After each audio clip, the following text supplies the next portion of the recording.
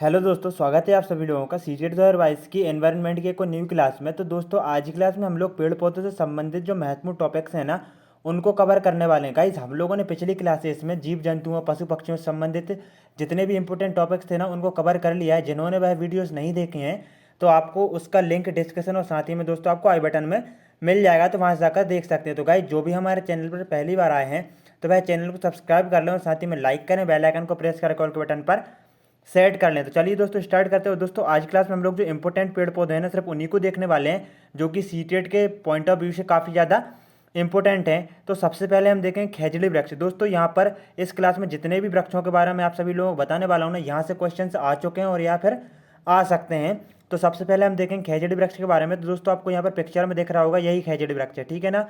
आप खेजड़ी वृक्ष के बारे में कई लोग सोच रहे होंगे कि हमने नहीं देखा है, लेकिन दोस्तों आपने अक्सर आपके आसपास घरों में देखा होगा। उसको दूसरे नाम से भी जाना जाता है। और आई होप दोस्तों आपको क्लास पसंद आएगी। तो दोस्तों देखेंगे सबसे पहले खेजड़ी वृक्ष के बारे में जानेंगे। खेजड़ी एक बहुत ही उपयोगी वृक्ष है जो राजस्थान के थार मरुस्थल एवं अन्य स्थानों पर पाया जाता है। यह समी वृक्ष के नाम से अधिक प्रसिद्ध है।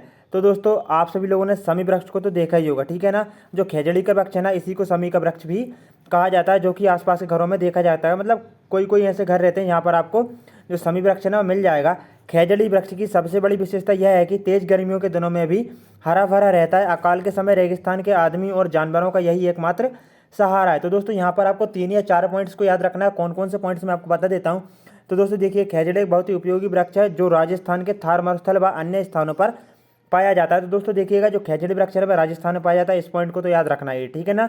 उसके बाद देखेंगे दोस्तों, यह समी वृक्ष के नाम से भी अधिक प्रसिद्ध है। एक ये वाला पॉइंट याद रख लेना। खेजड़ी वृक्ष की सबसे बड़ी विशेषता यह है कि तेज गर्मियों के दिनों में भी हरा भरा रहता है। तो दोस्तों इन 3 पॉइंट्स को आप याद रखना है। सबसे पहले तो राजस्थान में पाया जाता है, जिसको दोस्तों समी वृक्ष के नाम से भी जाना जाता है, और मतलब गर्मियों के दिनों में भी हरा भरा रहता है। अब दोस्तों और देख लेंगे कुछ इंपॉर्टेंट पॉइंट्स खेजड़ी वृक्ष के बारे में।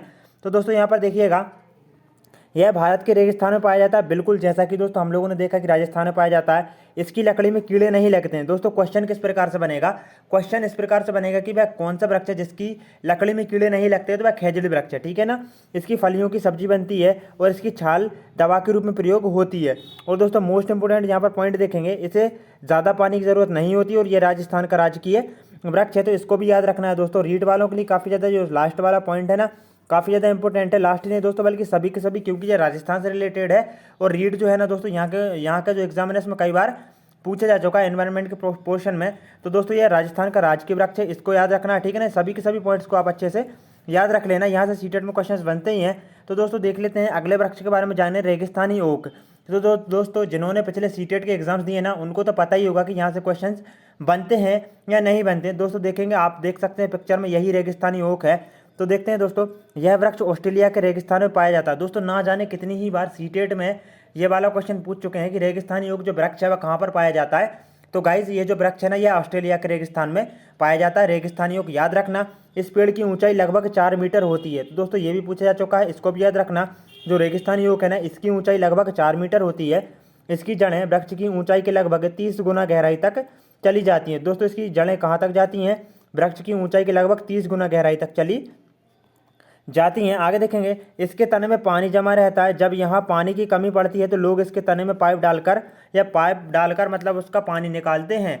तो दोस्तों ये वाला क्वेश्चन भी कई बार आ चुका है कि वह कौन सा वृक्ष है जिसमें वहाँ के स्थानीय लोग पतला पाइप डालकर जो पानी है ना उसको निकालते हैं। तो वह रेगिस्तानी ओक ही है। इसको याद रखना, काफ़ी ज़्यादा इंपॉर्टेंट है। यहाँ से दोस्तों क्वेश्चन बिल्कुल बनने वाला है, ठीक है ना। अब आगे देख लेंगे दोस्तों तुलसी के बारे में, ठीक है ना। तुलसी से सभी परिचित होंगे, क्योंकि दोस्तों हमारे घरों में अक्सर तुलसी के जो पेड़ है ना वह रहता ही है। देखेंगे तुलसी के बारे में, तुलसी लेमिएसी कुल का पौधा है। इसका वनस्पतिक नाम ओसीमम सेक्टम है। तो दोस्तों आपको यहाँ पर 2 पॉइंट याद रखना है। तुलसी का जो मतलब कुल है वह लेमिएसी है और इसका वनस्पतिक नाम, वैज्ञानिक नाम क्या है, ओसीमम सेक्टम है, ठीक है ना। इसको याद रखना है। यह एक शाख है। हाँ दोस्तों याद रखना, तुलसी जो क्या है, एक शाख है। भारतीय संस्कृति में इसे पूजनीय माना जाता है, आप सभी लोगों को पता ही होगा। इसके औषधि गुण के कारण इसे जड़ी बूटियों की रानी भी कहा जाता है। देखिएगा दोस्तों क्वेश्चन किस प्रकार से बनेगा कि वह कौन सी झाड़ी है, ठीक है ना, मतलब कौन सी शाख है, ठीक है ना। जहाँ तक है दोस्तों ये झाड़ी में आता होगा, शाख में भी हो सकता है, ठीक है ना।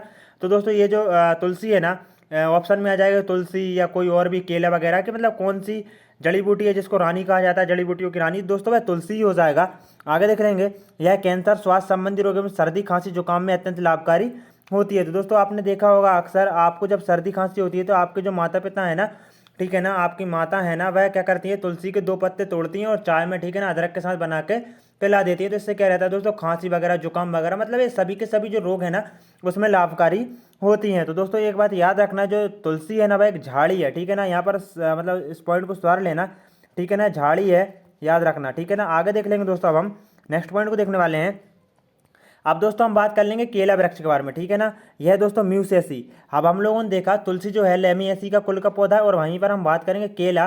तो दोस्तों जो केला है ना वह म्यूसेसी कुल का पौधा है। इसका वनस्पति का नाम क्या है, मूसा पैर सडिया का है, ठीक है ना, मूसा पैरा सडिया का है। तो दोस्तों इसको याद रखना, केला पेड़ नहीं एक शाख है। बिल्कुल दोस्तों, आप सभी लोगों ने देखा होगा जो केला है ना उसका जो तना रहता है ना दोस्तों, आपने देखा मतलब किस प्रकार से एक मतलब मुलायम रहता है, ठीक है ना। उसको यदि आप हाथ से भी तोड़ेंगे ना तो वह टूट जाएगा, ठीक है ना। तो इसलिए दोस्तों ये क्या है, एक शाख है, क्योंकि इसका तना हरा एवं कमजोर होता है, देख सकते हैं आप, ठीक है ना।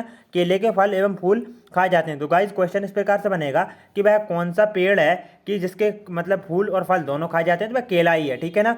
याद रखना, इनके कुल जरूर याद रख लेना। अब हम बात कर लेंगे नीम के बारे में, ठीक है ना। नीम से भी दोस्तों काफी ज्यादा क्वेश्चन आ जाते हैं। तो देखेंगे, यह मैली ऐसी कुल का पौधा है। इसका वनस्पतिक नाम आजीदी रक्ता इंडिका है, ठीक है ना। क्या है, आजादी रक्ता इंडिका जो है ना, इसका मतलब कि कुल मतलब वनस्पति का नाम है और कुल का नाम क्या है, मैलिएसी है। इसको भी याद रखना।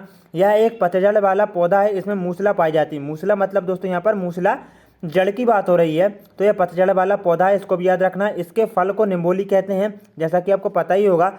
और दोस्तों आगे देखेंगे, नीम में बहुत सारे औषधि गुण विद्यमान हैं। इसके उपयोग से रोग प्रतिरोधक क्षमता बढ़ जाती है। दोस्तों क्वेश्चन इस प्रकार से आए कि वह कौन सा पेड़ है जिसके सेवन से रोग प्रतिरोधक क्षमता बढ़ जाती है, तो वह नीम ही है, ठीक है ना।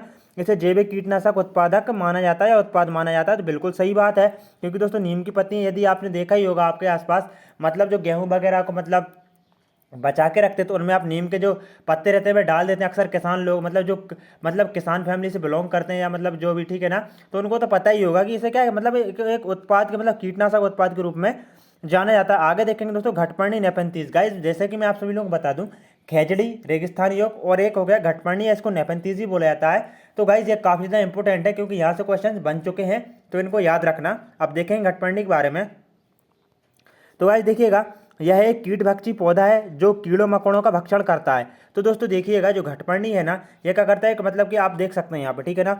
इसका मतलब एक घड़ेनुमा मुंह होता है और पत्ती से वह ढका रहता है। तो क्या होता है, इसमें जो कीड़े मकोड़े रहते हैं ना फंस जाते हैं, तो यह उनका भक्षण करता है। क्यों करता है, क्योंकि दोस्तों इसमें नाइट्रोजन की कमी रहती है, उनका भक्षण करके नाइट्रोजन को प्राप्त करता है। आगे देखेंगे, यह ऐसे स्थान पर उगते हैं जहां नाइट्रोजन की कमी होती है, जैसा कि दोस्तों मैंने अभी आपको बताया, तथा नाइट्रोजन की कमी को पूरा करने के लिए कीड़ों को शिकार मतलब कीटों का शिकार करता है, ठीक है ना।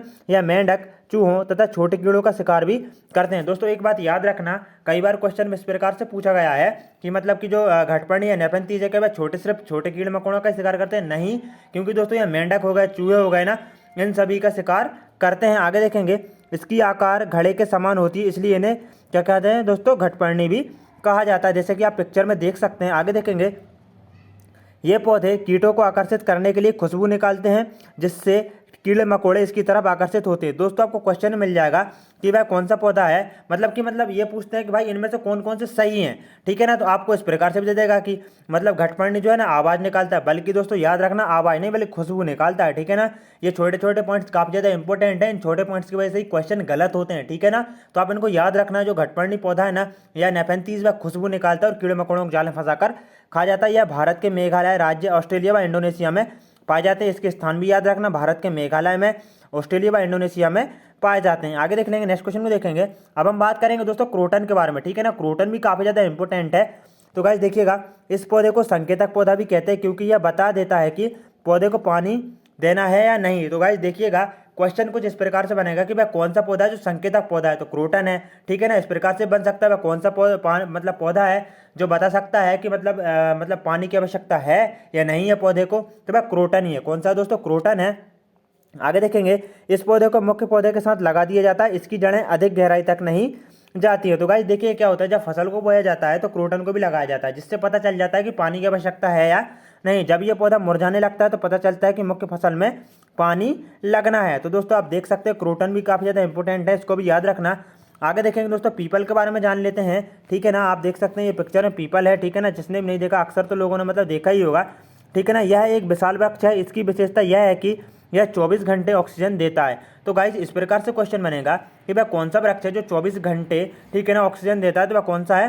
पीपल है। ठीक है ना, कौन सा? पीपल है। इसकी पत्ती हमेशा हिलती रहती हैं। इसे बौद्धिक वृक्ष भी कहते हैं, क्योंकि गौतम बुद्ध ने इसी वृक्ष के नीचे ज्ञान प्राप्त किया था। गाइज ये वाला जो पॉइंट है ना, बहुत ही ज़्यादा मतलब बहुत ही ज़्यादा इंपॉर्टेंट है, काफ़ी ज़्यादा इंपॉर्टेंट है कि वह कौन सा वृक्ष है, मतलब कि जिसको बौद्धिक वृक्ष कहा जाता है। इस प्रकार से क्वेश्चन बन सकता है, वह कौन सा वृक्ष है जिसके नीचे गौतम बुद्ध ने मतलब कि ज्ञान प्राप्त किया था, तो वह पीपल का ही वृक्ष है, याद रखना। आगे देखेंगे दोस्तों, तो गाइज हम लोगों ने जो जितने भी इंपॉर्टेंट सीटेट के पॉइंट ऑफ व्यू से वृक्ष थे ना, उनको कंप्लीट कर लिया है गाइज। आई होप आपको क्लास अच्छी लगी होगी। बताइएगा जरूर गाइज किस प्रकार की क्लास लगी। आपके एक लाइक और एक कमेंट से हमें ज़्यादा से ज़्यादा मोटिवेशन मिलता है और हम आपके लिए अच्छी से अच्छी क्लासेस लेकर आते हैं। तो दोस्तों जय हिंद, वंदे मातरम। मिलते हैं एक और नेक्स्ट क्लास में। जिन्होंने चैनल को सब्सक्राइब नहीं किया है प्लीज़ दोस्तों चैनल को सब्सक्राइब कर ले और साथ ही में लाइक करें, बेल आइकन को प्रेस कर कॉल के बटन पर सेट कर लें।